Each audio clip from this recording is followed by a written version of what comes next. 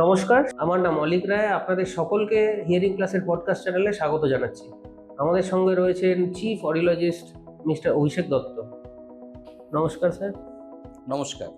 Sir, আমরা normally দেখেছি যে আমরা সকলেই চোখের সমস্যা নিয়ে খুবই সচেতন। কিছু একটু সমস্যা হলেই আমরা দ্রুত তার অ্যাড্রেস করি, চিকিৎসা করি, কিন্তু কানের সমস্যার দিক দিয়ে আমরা অতটা সচেতন না, বা আমরা খুব টের পাই না বা জানতে পারি না। এই বিষয়ে আপনি কি বলতে চাইছেন? দেখো, চোখের সমস্যা হলে কি হয়, আমরা নিজেদের কাজটা নিজেরা করতে পারি। চোখটা আমাদের গুরুত্বপূর্ণ কোথায়? নিজের কাজটা করার জন্য। আমরা বই পড়ছি, কোনো কাজ করছি, চোখটা আমাদের খুব ইম্পর্টেন্ট। চোখ গন্ডগোল হলে, চোখের পাওয়ার কমে গেলে আমাদের কাজটা করতে অসুবিধা হয়। দূরের জিনিস দেখতে অসুবিধা হোক বা কাছের জিনিস দেখতে অসুবিধা হোক, তো আমরা নিজেরা সেটাকে বুঝতে পারি যে আমার চোখের সমস্যা হচ্ছে। ঠিক আছে, এই যেমন আমি চশমা পরে আছি, প্রথম আমি বুঝতে পারি যখন আমি টিভি দেখতাম, দূরের জিনিস দেখছি, টিভিটা ঝাপসা লাগছে। রোজই একই জায়গা থেকে বসে টিভি দেখি, কিন্তু আস্তে আস্তে দেখছি যে আমি টিভিটা একটু যেন লেখাগুলো পড়তে পারছি না। তখন আমি গেলাম, চশমা পাওয়ার এসছে, চশমা নিলাম। কিন্তু কানে শোনার সমস্যা কি? কানে শোনার সমস্যা সাধারণত দুরকমভাবে শুরু হয়। এক হচ্ছে সাডেন, হঠাৎ করে হলো। ধরো কানে একটা ঠান্ডা লাগলো, কানে একটা ইনফেকশন হলো, হঠাৎ করে শুনতে পাচ্ছ না, কানে ব্যথা হচ্ছে, তুমি তখন কিন্তু ডাক্তারের কাছে যাও। বা হঠাৎ করে তুমি সকালবেলা উঠে দেখলে একটা কানে কিছুই শুনতে পাচ্ছ না। তখন কি হয়? তখন আমাদের বুঝতে পারি যে হঠাৎ একটা অনেকটা কম শোনা হচ্ছে, হঠাৎ শুনতে পাচ্ছি না। তখনও কিন্তু আমরা ডাক্তারের কাছে যাই না তা না। আবার অনেক সময় দেখা যায় যে তুমি কি হয়, ধরো হঠাৎ করে একটা ইনজুরি হলো বা কিছু হলো, তখনও কিন্তু আমরা ডাক্তারের কাছে যাই। কিন্তু বেশিরভাগ ক্ষেত্রে কি হয়, শোনার সমস্যাটা আস্তে আস্তে শুরু হয়, প্রোগ্রেসিভ হয়। বিশেষ করে যেমন অটোস্ক্লেরোসিস হয়, বা তোমার ধরো ওল্ড এজের জন্য যে ধীরে ধীরে শোনার সমস্যা হয়, তখন কি হয়, তখন আস্তে আস্তে আস্তে আস্তে আস্তে শোনার সমস্যা সৃষ্টি হয়। এই যে আমরা যখন থ্রেশহোল্ড কাকে বলে, থ্রেশহোল্ড হচ্ছে যে মিনিমাম লেভেল যেটাতে আমরা শুনতে পাই। ঠিক আছে, 20 ডেসিবেল 25 ডেসিবেলের মধ্যে আমরা সবাই মিনিমাম লেভেল যেটাতে আমরা শুনতে পাই। ধরো আস্তে একটা শব্দ হচ্ছে, আমি শব্দ করছি, শুনতে পাচ্ছ না, এবার আমি শুনতে পেলাম। তো এই মিনিমাম লেভেল অফ ইন্টেন্সিটি, যেটাকে আমরা থ্রেশহোল্ড বলি, সেটা সবারই মোটামুটি 20-25 ডেসিবেলের নিচে থাকে, তখন আমরা নর্মাল হিয়ারিং। আমার তোমার সবারই, যাদের শোনার কোনো সমস্যা নেই, তাদের থ্রেশহোল্ড দেখলে মাপলে দেখা যাবে 25 ডেসিবেলের নিচে। এবারে যখন শোনার সমস্যা হয়, এই 25টা আস্তে আস্তে 30 হলো, 30টা 35 হলো, 40 হলো, অল্প অল্প করে অসুবিধাটা বাড়ে। একদিনে হয় না, দীর্ঘদিন সময় নেয়, ধীরে ধীরে ধীরে ধীরে ধীরে ধীরে বাড়তে থাকে। তো তখন কিন্তু মানুষ বুঝতে পারে না। কেন বুঝতে পারে না? যে এই যে আমরা কথাবার্তা বলছি, এগুলো বেশিরভাগ ক্ষেত্রে আমরা 50-60 ডেসিবেলের মধ্যে কথাবার্তা বলি। তো তোমার যখন 30 ডেসিবেল অসুবিধা, তুমি বুঝতে পারছো না 50 ডেসিবেলের কথা তুমি শুনতে পাচ্ছ। 40 হয়েছে, তখনও শুনতে পাচ্ছ। এর একটু বেশি হলে তখন কিন্তু আশেপাশের লোকরা আগে বুঝতে পারে। তোমার বাড়ির লোক, তোমার ফ্যামিলি মেম্বার্স যারা আছে তারা, তোমার বন্ধু বান্ধব যারা আছে তারা, তোমার অফিসে কলিগরা আগে বুঝতে পারে। ধরো তোমাকে আমি একবার ডাকলাম, তোমার শোনার একটু অসুবিধা হয়েছে, আমি আস্তে কিছু বললাম, বা একবার ডাকলাম, দুবার ডাকলাম, তুমি খেয়াল করলে না। ঠিক আছে, তখন আমরা জোরে ডাকলাম, তখন তুমি শুনতে পেলে। তো যে বলছে সে জানে যে আমি ওকে দুবার বলেছিলাম বা আস্তে বলেছিলাম, বুঝতে পারে। কিন্তু যে শুনেছে, তার কাছে কিন্তু তৃতীয়বারটাই প্রথমবার। তো সে বুঝতে পারছে না যে আমার কোনো সমস্যা হয়েছে। তার ফলে কি হয়, যখন শোনার সমস্যা অনেকটা বেড়ে যাওয়ার ফলে তখন গিয়ে পেশেন্ট বুঝতে পারে। কিন্তু সমস্যা হচ্ছে এক্ষেত্রে যে যখন শোনার অসুবিধা বাড়ে, তখন আস্তে আস্তে অন্যান্য কিছু সমস্যা তৈরি হয়। যেমন শব্দের প্রতি মনোযোগিতা কমে যায়, অ্যাটেনশনটা কমে যায় আমাদের প্রথম। মুখ দেখে দেখে কথা বোঝার অভ্যাস তৈরি হয়। ব্রেন, আমরা শুনি কান দিয়ে, বুঝি মাথা দিয়ে। এটা আমি সব পেশেন্টকে আমার বলি যে শুনি কান দিয়ে, বুঝি মাথা দিয়ে। মস্তিষ্ক যখন সিগন্যাল পায় না, তখন আস্তে আস্তে কথা বোঝাটা হারিয়ে যায়। তার ফলে যখন পেশেন্ট কনসার্ন হয় বা আমাদের কাছে আসে, তখন অনেক সময়, বেশিরভাগ ক্ষেত্রে দেখা যায় যে অনেকটা দেরি হয়ে গেছে। তো এই জন্যই আমরা প্রথম ক্ষেত্রে বুঝতে পারি না, যা লোকের সচেতনতা অনেক কম। আচ্ছা, আপনার মতে তাহলে আপনি বলতে চাইছেন যে শোনার ক্ষমতা হারিয়ে ফেললে নিজের থেকে আগে আশেপাশের লোকজন টের পাবে। অবশ্যই। তাহলে আশেপাশের লোকজনের সচেতন হওয়ার কোনো রকম কি পদ্ধতি বা? আশেপাশের লোকের সচেতন হওয়ার পদ্ধতি, দেখো ব্যাপার হচ্ছে যে হেয়ারিং লস হলে আমাদের ডাক্তারের কাছে যাওয়া উচিত। ঠিক আছে, কিন্তু হেয়ারিং লস নিয়ে আমাদের অ্যাওয়ারনেসটা এতটাই কম, এবং বেশিরভাগ লোকের হেয়ারিং এড, শোনার সমস্যা দেখো দু রকমের হয়। একটা ওষুধ বা অপারেশনে সারিয়ে তোলা যায়, আর যেটা একটা সারিয়ে তোলা যায় না। যেটা সারিয়ে তোলা যায়, যেমন বললাম কানে ইনফেকশন হয়েছে, কানে ব্যথা হচ্ছে, তুমি ডাক্তারের কাছে গেলে, ওষুধ খেলে ঠিক হয়ে গেলে। বা কোনো একটা সমস্যা হয়েছে যে কানের পর্দা ফুটো হয়ে গেছে বা মিডল ইয়ারে হাড় বেড়ে গেছে, সেগুলো অপারেশনের মাধ্যমে তোমার ঠিক করা গেল। মাথা ঘোরার সমস্যা, কানে শোনার সমস্যা, আমাদের কানের দুটো কাজ, একটা হচ্ছে আমাদের শোনা, একটা আমাদের শরীরের ভারসাম্য রক্ষা করা। তো কোনো কোনো ডিজিজ হয় যেটা শোনাকেও এফেক্ট করে, ব্যালেন্সকেও এফেক্ট করে। তো সেই সব ক্ষেত্রে কিন্তু আমরা সঙ্গে সঙ্গে ডাক্তারের কাছে যাই, মাথা ঘুরছে, বমি হচ্ছে, সমস্যা হচ্ছে, তখন আমরা ডাক্তারের কাছে যাই, ঠিক আছে। কিন্তু যখন অল্প অল্প করে অসুবিধা হয়, আমরা কি হচ্ছে, পুরো সিচুয়েশনটাকে তো আমি ম্যানেজ করছি, পেশেন্ট ম্যানেজ করছে, পেশেন্টের ফ্যামিলিরাও ম্যানেজ করছে। এই ম্যানেজটা করতে করতে করতে করতে যখন অ্যাওয়ারনেসটা আছে যে না একবারেই কাজ চলছে না, দেরি হয়ে যায় অনেক, একেবারেই যখন কাজ চলছে না তখন আমাদের কাছে আসে। এবার যখন আসে, যখন মানুষের তারপরে শোনার অসুবিধা হচ্ছে, বয়স্ক মানুষ, তার মানে মেশিন লাগাতে হবে। এই যে মেশিন লাগাতে হবে কানের, এটা আর একটা বড় স্টিগমা। হিয়ারিং এড নিয়ে আমাদের মনের মধ্যে একটা ভয়, একটা স্টিগমা, একটা বিরক্তি, একটা নেগেটিভ ফিলিংস আমাদের সমাজের মধ্যে কিন্তু আছে। এবং লজ্জাও থাকে। লজ্জাবোধ, এক্স্যাক্টলি, লজ্জাবোধটাও থাকে। লজ্জাবোধ থাকার জন্য এর ফলে কি হয় যে বেশিরভাগ মানুষই হিয়ারিং এডটাকে অ্যাভয়েড করতে চায় প্রথম দিকে। কিন্তু আমাদের কাছে যখন আসে তখন কি হয়, যখন একদম কাজ চলছে না, হিয়ারিং এড এবার নিতেই হবে, বাড়িতে ঝামেলা হচ্ছে, পেশেন্টের ডিপ্রেশন হচ্ছে, পেশেন্ট অ্যাটেনশন পাচ্ছে না, বুঝতে পারছে না, তখন পেশেন্ট আসে।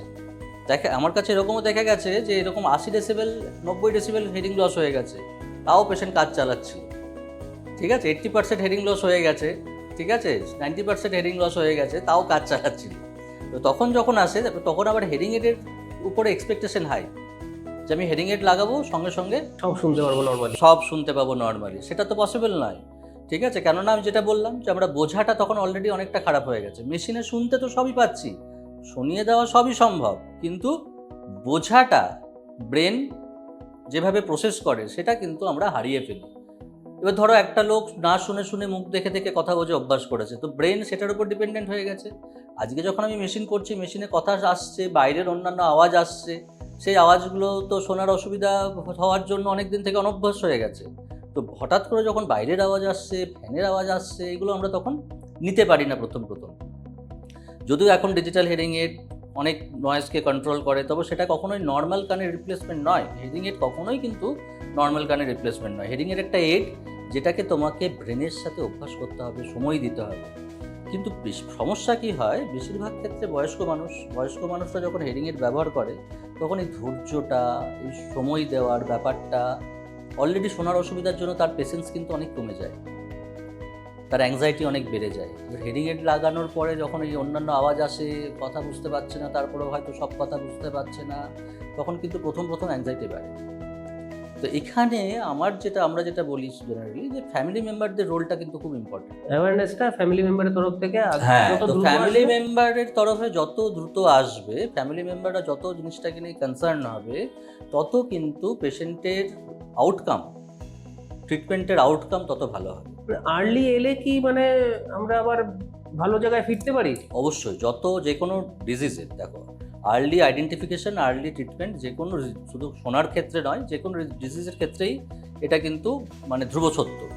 তো শোনার অসুবিধা যখন আমাদের হয়, এই যেহেতু বললাম যে আস্তে আস্তে কথা বোঝাটা খারাপ হচ্ছে, তো কথা বোঝাটা যখন খারাপ হয়, তখন আমরা মেশিন লাগানো যদি আর্লি স্টেজে শুরু করি, তখন কি হয় যে শোনার অসুবিধা তোমার বাড়লেও, শোনার অসুবিধা যদি প্রোগ্রেসিভ হয়, বাড়ার হয়, সেটাকে তুমি আটকাতে পারবে না। তো কিন্তু আমরা কথা বোঝাটাকে ঠিক রাখতে পারি। যখন আমার ব্রেন সিগন্যাল পাবে, যখন আমার ব্রেন শুনতে পাবে, তখন কিন্তু আমার ব্রেনের ওয়ার্কলোডটা অনেক কমবে, স্ট্রেস লেভেল অনেক কমবে, আমার কোয়ালিটি অফ লাইফ অনেক ইমপ্রুভমেন্ট হবে। ব্রেন যত অ্যাক্টিভ থাকবে, নিউরাল প্লাস্টিসিটি, ঠিক আছে, নিউরাল প্লাস্টিসিটি, ব্রেন যখন কাজ করে না, তখন আস্তে আস্তে ব্রেনের কাজ করার বা ব্রেনের বোঝার ক্ষমতাটা নষ্ট হয়ে যায়। তো যখন তুমি অ্যাক্টিভ থাকবে, যখন স্টিমুলাস পেতে থাকবে, ব্রেন কিন্তু ঠিক থাকবে। এটাকে আমরা অডিটরি ডিপ্রাইভেশন বলি, যখন সিগন্যাল পায় না, সিগন্যাল না পেতে পেতে কথা বোঝাটা আস্তে আস্তে খারাপ হয়ে যায়। তো use it or lose it, যে কোনো নিউরাল ব্রেন রিলেটেড যে কোনো কাজের ক্ষেত্রে আমরা হয় ব্রেনকে ব্যবহার করব, না হয় আমরা কার্যক্ষমতাটা হারিয়ে ফেলব। তো use it or lose it, তো যত আর্লি স্টেজে আমরা হিয়ারিং এড ব্যবহার করা শুরু করবো, যত আর্লি আমরা আসবো, তত কিন্তু হবে। কারণ লজ্জাবোধ হওয়ার বা ইত্যাদি হওয়ার কিছু নেই। আমার চোখে সমস্যা আছে, আমি চশমা পরে আছি, তো কানের সমস্যা হলে মেশিন, এখন তো মেশিন তাছাড়া অনেক অ্যাডভান্স হয়ে গেছে, অনেক ছোট হয়ে গেছে, ঠিক আছে, মেশিন অনেক ছোট, মেশিন দেখাই যায় না প্রায়, এরকম মেশিন এসে গেছে। ঠিক আছে? তো আর্লি স্টেজে হলে সেরকম ছোটো মেশিন দেওয়া যায়, কেন ছোটো মেশিন যত হবে তার পাওয়ার কিন্তু একটু কম হয়। শোনার অসুবিধা অনেক বেড়ে গেলে, অনেক বেশি হয়ে গেলে তখন সেক্ষেত্রে কিন্তু পাওয়ার বেশি লাগলে মেশিনের সাইজ কিন্তু বড় হয়। তো আর্লি স্টেজে যত আমরা ট্রিটমেন্ট করাবো সেক্ষেত্রে কিন্তু আমাদের শোনার অসুবিধাটা বাড়ুক বা না বাড়ুক সেটাকে স্লো করা যায়। নেক্সট হচ্ছে কথা বোঝাটা ঠিক রাখা যায় এবং মেশিনের সাইজও কিন্তু অনেক ছোটো ব্যবহার করা যায়। আচ্ছা, আপনি বললেন যে কয়েক রকমের হিয়ারিং লসের মধ্যে সাডেন একটা, যেটা হঠাৎ করে একদিন কারুর কানে, একটা কানে হোক দুটো কানে হোক, শোনা বন্ধ হয়ে গেল, সেটা কি পার্মানেন্টলি থেকে যায় না? না, এটা কি হয়, সাডেন হিয়ারিং লস বেশিরভাগ ক্ষেত্রে তোমার ভাইরাল ইনডিউসড হয়। ঠিক আছে, ভাইরাল ইনডিউসড হলে এটা হঠাৎ কোনো ভাইরাস এলো যেটা তোমার কানের শোনাটাকে একদম একটা কানকে বা দুটো কানকে ডেড করে দিল। বেশিরভাগ ক্ষেত্রে একটা কানেই হয়, তো হতে পারে বা ব্যালেন্স সিস্টেমকেও এফেক্ট করতে পারে এটা। তো সেক্ষেত্রে সঙ্গে সঙ্গে কিন্তু তোমাকে ইএনটি ডাক্তারের কাছে যেতে হবে। ঠিক আছে, যদি 72 আওয়ার্সের মধ্যে জিনিসটাকে অ্যাড্রেস করা যায় তাহলে কিন্তু এটা রিকভার করে যায়। ঠিক আছে, এটা কিন্তু ঠিক হয়ে যায়। কিন্তু অনেক ক্ষেত্রে অনেক পেশেন্ট আবার দেরি করে ফেলে। ঠিক আছে, অনেকে কিন্তু এমন জায়গায় দেখায় বা হয় ঠান্ডা লেগে হয়েছে, হয়তো ওটা ঠান্ডার ওষুধ খেয়ে নিল, দোকানে গিয়ে একটা ওষুধ খেয়ে নিল। প্রপার জায়গায় যে তুমি প্রপার ডক্টরের কাছে তুমি যদি না যাও তখন সেক্ষেত্রে তোমার মিসডায়াগনোসিস হলে, মিসট্রিটমেন্ট হলে তখন কিন্তু এটা 3 দিন 72 ঘন্টা পেরিয়ে গেলে আস্তে আস্তে এটা রিকভারির চান্সটা কমতে থাকে। যত দেরি হতে থাকে তখন কিন্তু এটা পার্মানেন্ট লস হয়ে যেতে পারে। তাহলে মানে সাডেন লসে আমাদের হিয়ারিং এড লাগবে এরকম কোনো ব্যাপার নেই? না, সাডেন যে কোনো হঠাৎ করে হচ্ছে মিডল ইয়ার, যখন কানের 3টে অংশ, আউটার ইয়ার, মিডল ইয়ার, ইনার ইয়ার। তো আউটার ইয়ার, মিডল ইয়ারে যে কোনো ডিজিজ যদি হয় that can be recovered by medicine or surgery, সেটা ওষুধ বা অপারেশনের মাধ্যমে সারিয়ে তোলা সম্ভব। এবং এটা ট্রিটমেন্ট যারা করেন তারা হচ্ছে ইএনটি। ঠিক আছে, ইএনটি ডাক্তারবাবু এটা ট্রিটমেন্ট করবেন। আর যখন একটা ইনার ইয়ারের hearing loss, permanent hearing loss হয়ে যায় তখন তার কনসার্ন হচ্ছে অডিওলজিস্টের কাছে। তখন তোমাকে অডিওলজিস্টের কাছে আসতে হবে। অডিওলজিস্ট তার টেস্ট করবে, ডায়াগনোসিস করে কি ট্রিটমেন্ট অপশন আছে, হেয়ারিং এড লাগবে, বাচ্চাদের ক্ষেত্রে ককলিয়ার ইমপ্লান্ট, ওদের ক্ষেত্রেও ককলিয়ার ইমপ্লান্ট করা হয়। ঠিক আছে, মিডল ইয়ার ইমপ্লান্ট হয়। অনেক সময় দেখা যায় যে মিডল ইয়ারে কোনো সমস্যা হয়েছে যেটা হয়তো ওষুধ বা অপারেশনে সারিয়ে তোলা যাচ্ছে না, তখন সেক্ষেত্রে মিডল ইয়ার ইমপ্লান্ট আছে। হ্যাঁ, তো মেনলি বেশিরভাগ ক্ষেত্রে permanent hearing loss, sensory neural hearing লসের ক্ষেত্রে ট্রিটমেন্ট অপশন হচ্ছে হেয়ারিং এড। তো হেয়ারিং এড ব্যবহার করলে আস্তে আস্তে কথা বোঝা, কথা শোনা, অন্যান্য জিনিসগুলো শোনা এগুলো অনেকটা ইমপ্রুভ হয়। আর এখন যেসব হেয়ারিং এডের টেকনোলজি আছে সেটা তোমার নয়েজ কন্ট্রোল বলো বা ফোনের মাধ্যমে হেয়ারিং এডটাকে কন্ট্রোল করা বলো, বা টিভি দেখার ক্ষেত্রে সুবিধে, ফোন ব্যবহারের ক্ষেত্রে সুবিধে, এরকম অনেক রকম টেকনোলজি মেশিনের মধ্যে এসে গেছে। তো মেশিনটাকে যদি যতক্ষণ না মেশিনের মানুষের মধ্যে, সমাজের মধ্যে এই যে স্টিগমা হেয়ারিং এড নিয়ে এটা দূর হচ্ছে ততক্ষণ পর্যন্ত কিন্তু ওভারঅল কোয়ালিটি অফ লাইফ আমাদের দেশের এটা ইমপ্রুভ কিন্তু হবে না। একজন বয়স্ক মানুষ, তার শোনার অসুবিধা আছে, তাকে যদি আমরা ব্রাত্য করে দিই তাহলে তার কিন্তু এক্সপিরিয়েন্সটাকে আমরা না সমাজে না আমার পরিবারে আমি ব্যবহার করতে পারবো। ঠিক আছে, তো ওল্ড হয়ে গেছে মানেই কিন্তু খারাপ নয়, ওল্ড ইজ গোল্ড। ঠিক আছে, তো বয়স্ক মানুষকে সবসময় সঠিক ট্রিটমেন্ট, আমরা অন্য কিছু হলে কষ্ট হচ্ছে তখন কিন্তু আমরা তড়িঘড়ি ডাক্তারের কাছে যাই। হিয়ারিং লসটা কি, এ তো অন্য কোনো কষ্ট দেয় না, কিন্তু এ কমিউনিকেশনের প্রবলেমের মাধ্যমে মানসিক কষ্ট দেয়। সেইটা কিন্তু অলরেডি আমাদের দেশে মানসিক সমস্যা নিয়ে অ্যাওয়ারনেস তৈরি হচ্ছে, কিন্তু হিয়ারিং লস থেকেও যে মানসিক সমস্যা হতে পারে সেটা আমরা ভাবি না। আচ্ছা, আমি আপনাকে শুরুতেই চোখের সমস্যার সঙ্গে কম্পেয়ার করে প্রশ্ন করেছিলাম, আমি আরেকবার কম্পেয়ার করেই বলবো। আমরা যেরকম চোখের সমস্যার ক্ষেত্রে কাউকে দেখেছি যতক্ষণ জেগে থাকে সারাক্ষণ পড়ছে তার দরকার অনুযায়ী, কেউ পড়া লেখার সময় পড়ছে। তো কানের জন্য হিয়ারিং এড যাদের আছে তারা কতক্ষণ পড়বে? বা ঘুমানোর সময়, স্নান করার সময়, বাকি সবসময় পড়া উচিত। যত বেশি পড়বে, যত বেশি সিগন্যাল যাবে, আমার ব্রেন কিন্তু তত অ্যাক্টিভ থাকবে। যত অ্যাক্টিভ থাকবে আমার কথা বোঝা, অন্য শব্দ বোঝা, শব্দকে আইডেন্টিফাই করার ক্ষমতা ব্রেন কিন্তু ভালো হয়। ঠিক আছে, প্রবলেম কি হয় যেটা বলছিলাম যে শোনার অসুবিধা অনেকটা বেশি হয়ে গেছে, তখন হেডিং এড করছে, এই যে অন্যান্য আওয়াজ হচ্ছে, এই হচ্ছে। সঠিকভাবে যদি পেশেন্টকে আবার কাউন্সেলিং না করা হয়, পেশেন্টকে যদি বোঝানো না যায় যে হেডিং এডটা দিয়ে আপনার এইটা প্রবলেম হচ্ছে কি, হেডিং এডে আমাদের এক্সপেকটেশন এখানে, রিয়েলিটি হচ্ছে এখানে। এইটাকে পেশেন্টকে, ফ্যামিলি মেম্বারকে এই জিনিসটা নিয়ে অ্যাওয়্যার করতে হবে যে কিছুদিন আপনার এই রকম যাবে, তারপরের কিছুদিন এইভাবে ব্যবহার করতে হবে। এই যে স্টেপগুলো যদি পেশেন্টকে ঠিকভাবে এক্সপ্লেন করা যায় এবং পেশেন্ট যদি সেটা বুঝে, বিশ্বাস করে সেইভাবে ব্যবহার করে, তাহলে কিন্তু আউটকাম অনেক ভালো হয়। কিন্তু দেখা যায় কি অনেক ক্ষেত্রে যে পেশেন্ট ঠিকভাবে ইউজ করছে না, আমি এরকম অনেক পেশেন্ট দেখেছি যারা বলে আমি তো সারাক্ষণ ইউজ করছি, তবু আমার কোনো ইমপ্রুভমেন্ট হচ্ছে না, আমি কিছুই বুঝতে পারছি না। এবার হেয়ারিং এডকে যখন আমি সফটওয়্যারে কানেক্ট করছি তখন দেখছি পেশেন্ট হয়তো 1 মাসে 3 দিন ব্যবহার করেছে। হেয়ারিং এড থেকে ইমপ্রুভমেন্ট পাওয়ার মূল চাবিকাঠি হলো যে যত বেশি ব্যবহার করবে তত আস্তে আস্তে আস্তে আস্তে ইমপ্রুভমেন্টটা আসবে। যত কম ব্যবহার করবে হেয়ারিং এডে যদি ভাবি যে আমি এখন লাগালাম, আমি আজকে মিটিংয়ে যাচ্ছি, মেশিন করে বেরিয়ে গেলাম, মিটিংটা করে এলে আসবো, আমি শুধু টিভি দেখার সময় মেশিন পরবো, বা বাইরের লোক এসে তখন আমি মেশিন পরবো, বা বাজারে যাবো তখন মেশিন পরবো, তাহলে কিন্তু খুব একটা লাভ হয় না। যত মেশিনটা আমি সারাক্ষণ ব্যবহার করবো, আমাদের কান তো সবসময় খোলা থাকে, আমরা তো সবসময় শব্দ শুনছি, তাহলে মেশিনটাকেও কিন্তু ব্রেনকে সেইভাবে আমাকে ট্রেন করতে হবে, সেইভাবে ট্রেন করতে হবে। অনেক ক্ষেত্রে দেখা যায় যে পেশেন্ট ঠিকভাবে নিজে ইউজ করছে না, আবার তার সাথে আরও 10 জনকে বলছে না না মেশিন নিও না, ও মেশিন দিয়ে কিছু হয় না, আমি নিয়েছিলাম, আমি কিছুই শুনতে পাইনি। কিন্তু সে যে নিজে সঠিকভাবে ব্যবহার করেনি সেটা কিন্তু সেটাকে এক্সপ্লেন করে না। তো মেশিনের নিয়ম হচ্ছে তুমি যত বেশি ব্যবহার করবে, যত সঠিকভাবে ব্যবহার করবে, তত কিন্তু আউটকাম ভালো হবে। আচ্ছা, হিয়ারিং এড নিয়ে আরেকটা শেষ প্রশ্ন করবো আছে, যে এটা যেহেতু ইলেকট্রনিক একটা ডিভাইস, এর কি কোনো রকম সাইড এফেক্ট আছে? মানে হেয়ারিং এডের সাইড এফেক্টস এরকম কিছু নেই, হেয়ারিং এডের সাইড এফেক্ট কিছুই হয় না। হেয়ারিং এডের সাইড এফেক্ট কিছু আছে বলে আমিও সেরকমভাবে খুব একটা কিছু নেই। হেয়ারিং এড হ্যাঁ অনেক সময় দেখা যায় যে তোমার যদি অ্যাডজাস্টমেন্ট ঠিক না হয়, তাহলে সেক্ষেত্রে লাউডনেসের টলারেন্সের সমস্যা হতে পারে। কারো কারো ক্ষেত্রে যদি খুব বেশি পাওয়ারের মেশিন হয় প্রথম একটু মাথা ধরতে পারে, কিন্তু সেগুলোকে অ্যাডজাস্ট করা সম্ভব, এগুলো অ্যাডজাস্ট করা যায়। মিডল ইয়ার ইনফেকশন যদি থাকে, কানে জল পড়ছে, mixed hearing loss, outer middle ইয়ারের সমস্যা আছে, ইনার ইয়ারও সমস্যা আছে। এবার মিডল ইয়ার ইনফেকশন আছে সারাক্ষণ, তখন মেশিন করতে আমরা একটু বলি যে একটু মিডল ইয়ারে হাওয়া চলাচল করার প্রয়োজন, নাহলে ইনফেকশন বাড়তে পারে। সেই সব কতগুলো যেগুলো কনসার্ন থাকে সেগুলো আমরা যখন পেশেন্টকে দেখি, পেশেন্টকে যখন অ্যাসেসমেন্ট হয়, যখন হেয়ারিংয়ের ট্রায়াল হয়, সেই জিনিসগুলোকে অ্যাড্রেস করে দেওয়া যায়। তো এমনি খুব একটা কোনো সাইড এফেক্ট কিছু মেশিনের নেই, মেশিনের অ্যাকচুয়ালি কোনো সাইড এফেক্টই নেই, অ্যাডভান্টেজই আছে। ঠিক আছে, মেশিনের কোনো ডিসঅ্যাডভান্টেজ নেই, মেশিন ব্যবহার করা অ্যাডভান্টেজের জিনিস।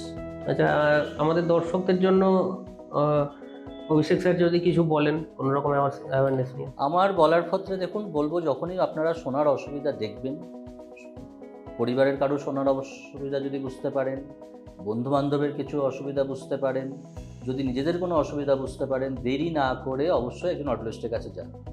এবং 50 বছর বয়স পেরোলে অবশ্যই বছরে একবার করে অন্তত কানের পরীক্ষা করা, যত আর্লি স্টেজে ধরা পড়বে তত সুবিধা। এবং ছোট বাচ্চাদের ক্ষেত্রে যারা জন্মাচ্ছে, জন্মের পরে অবশ্যই একটা হেয়ারিং স্ক্রিনিং টেস্ট করান। অনেক সময় ছোট বাচ্চাদের ক্ষেত্রেও আমরা অনেক দেরিতে অ্যাড্রেস করি, কারণ আমরা কথা বলতে শিখি কিন্তু শুনে শুনে, এবং যখন এই বয়সটা পেরিয়ে যায় তখন অলরেডি দেরি হয়ে যায়, তখন আমরা বুঝতে পারি যে বাচ্চার শোনার অসুবিধা আছে, বাচ্চা কথা বলতে দেরি করছে। এটা যদি প্রথমে অ্যাড্রেস করা যায়, বাচ্চা কিন্তু normal speech and language development সম্ভব। তার জন্য বয়স্ক মানুষদের ক্ষেত্রে বছরে একবার, ছোট বাচ্চাদের ক্ষেত্রে জন্মের পরে স্ক্রিনিং, এবং যারা নর্মাল অ্যাডাল্ট, যারা খুব ফোনে কথা বলছেন বা খুব নয়েজের মধ্যে আছেন, তারাও রেগুলার একটু হেয়ারিং চেক আপ করা।